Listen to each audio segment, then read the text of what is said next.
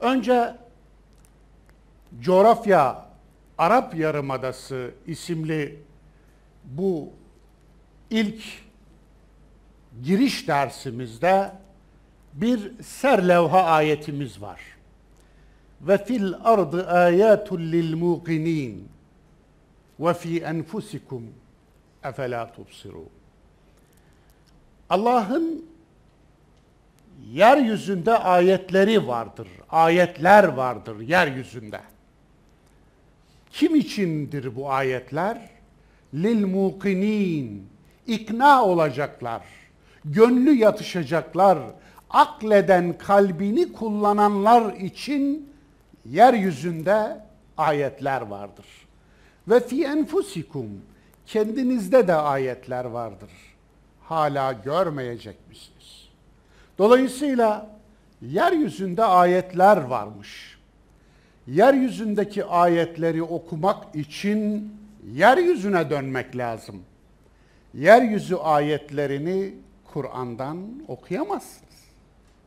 Yeryüzü ayetlerini yeryüzünden okuyacağız. Onun için Kur'an'ın parçalarına sadece ayetler değil, kainatın parçalarına da ayetler diyor Kur'an.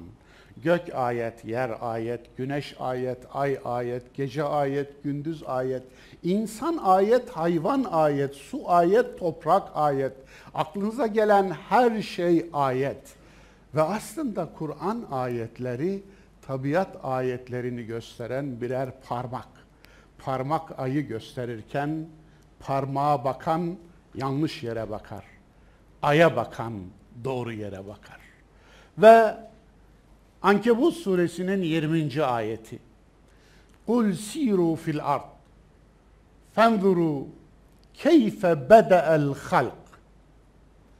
De ki gezin, dolaşın yeryüzünü ve yaratılış nasıl başlamış inceleyin. Nazara incelemek için bakmak demek.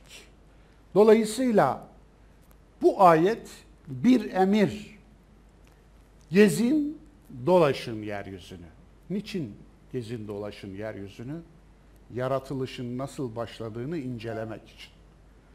Bu ayete aslında biyolog ayeti de denilebilir belki. Eğer fiziki yaratışı incelemek için bakacaksanız fizikçi ayeti de denilebilir.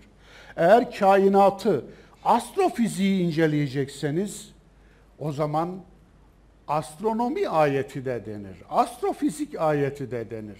Eğer kimyasal yaratılışın başlangıcını inceleyecekseniz kimyacı ayeti de denir.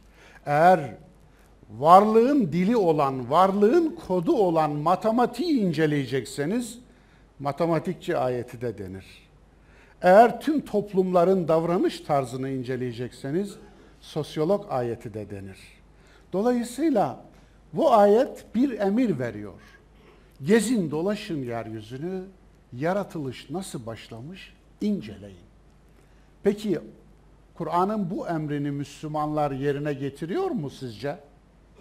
Şu anda baktığımızda, yoksa bu emri kim yerine getiriyor, kim tutuyor diye bir soru bırakayım akleden kalbinizin ortasına.